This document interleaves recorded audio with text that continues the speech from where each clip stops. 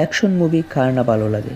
বর্তমান সময়ে south Indian action মুভিগুলোর জনপ্রিয়তা দিন দিন বেড়েই চলেছে। বিগ বাজেটের মুভি থেকে শুরু করে স্বল্প বাজেটের ছবিগুলোতে যে ধরনের অ্যাকশন দেখানো হয় তা সত্যিই প্রশংসার দাবিদার। আজ আপনাদের সামনে সেই রকমই একটি অ্যাকশন মুভির কথা বলতে চলেছি, কাংনুবা, যার অর্থ হলো the man with the power of fire. Kanguva সুরিয়ার আপকামিং 39তম ছবি। ছবিটি মূলত একটি ফ্যান্টাসি পিরিয়ডিক্যাল অ্যাকশন মুভি। ছবিটির টিজার ইতিমধ্যে ইউটিউবে প্রকাশ পেয়েছে। টিজার প্রকাশের পর থেকেই ভক্ত ও দর্শক মহলে আলোড়ন সৃষ্টি করেছে সুরিয়া। তামিল ভাষার ছবি হলেও আরও 38টি ভাষায় ছবিটি মুক্তি পাবে। কাস্টিংয়ে সুরিয়ার পাশাপাশি আরও আছেন লর্ড কেতো ববি দেওল এবং দিশা পাটানি। এছাড়াও সাউথের আরও বাঘা বাঘা অভিনেতা আছেন। ছবিটি পরিচালনা করেছেন শিবা, যিনি এর আগেও অনেক ব্লকবাস্টার ছবি উপহার দিয়েছেন। অভিনয়ের কথা বললে সুরিয়া যে একজন জাত অভিনেতা তা তিনি বহু আগেই আমাদের প্রমাণ করেছেন। উড়ান এবং জয় ভীমে ইমোশনাল অভিনয় দিয়ে তিনি আমাদের চোখেও পানি এনেছেন। পাশাপাশি বিক্রমের রোলেক্সের ভয়ঙ্কর সেই খেমিও, যা আজও আমাদের গুজবাম দেয়। আর ববি দেওলের সম্প্রতি মুক্তিপ্রাপ্ত অ্যানিমেল ছবিতে যিনি একটি কথা না বলেও যে অভিনয় করেছেন তা সত্যি প্রশংসার দাবিদার। সো সুরিয়া এবং ববি দেওলের এই জুটি যে একটি ভয়ঙ্কর জুটি হতে চলেছে তা নিঃসন্দেহে বলা যেতে পারে। কাংনুবার টেকনিক্যাল দিক থেকে একটি ভালো ছবি হতে চলেছে, যার cinematography, sound design, visual effects সব কিছুই দুর্দান্ত।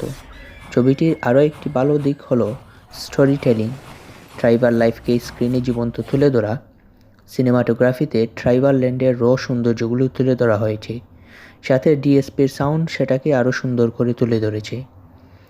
ডিএসপি এই ছবিটির মিউজিক এবং বিজিএম কম্পোজ করেছেন। যারা ডিএসপিকে চেনেন না তারা আল্লু অর্জুনের পুষ্পা ছবির গান নিশ্চয়ই শুনেছেন, সেগুলো তারই তৈরি।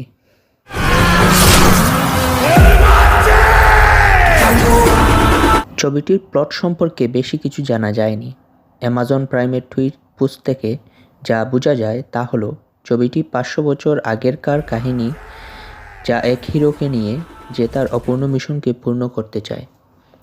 আইএমডিবি এর তথ্য মতে কাহিনী হলো 1678 সালে একজন যোদ্ধা একটি রোগে মারা যান, যা বর্তমান সময়ে নায়িকা দিশা পাটানি সেই রোগটিকে নিয়ে রিসার্চ করছেন। কারো কারো মতে ছবিটির টাইম ট্রাভেল নিয়েও হতে পারে, যা এই ছবিটির এই পোস্টার রিলিজ হওয়ার পর সবাই বলছে। 350 কোটি রুপির বিগ বাজেটের এই ছবিটি ইতিমধ্যে 500 কোটি রুপি আয় করে ফেলেছে। হ্যাঁ, আপনারা হয়তো ভাবতে পারেন এগুলো মিথ্যা তথ্য।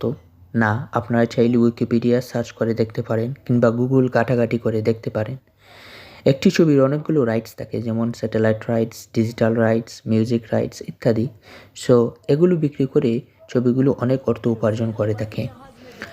সো আপনারা চাইলে দেখতে পারেন যে প্রবাসের ছবি কিংবা বিজয় তালাপতির ছবি কিংবা আমাদের শাহরুখ খানের ছবিগুলো অনেক টাকা উপার্জন করে থাকে শুধুমাত্র এই রাইটসগুলো বিক্রি করে। সব কিছু ঠিকঠাক থাকলে ছবিটি মুক্তির 2-3 সপ্তাহের মধ্যেই 1000 কোটির বেশি বক্স অফিস ইনকাম করতে পারে। সো বন্ধুরা, এই হলো আমাদের আজকের ভিডিও। আপনাদের যদি ভিডিওটি ভালো লেগে থাকে তাহলে অবশ্যই লাইক এবং সাবস্ক্রাইব করতে ভুলবেন না, এবং ভিডিওটি সবার কাছে শেয়ার করার জন্য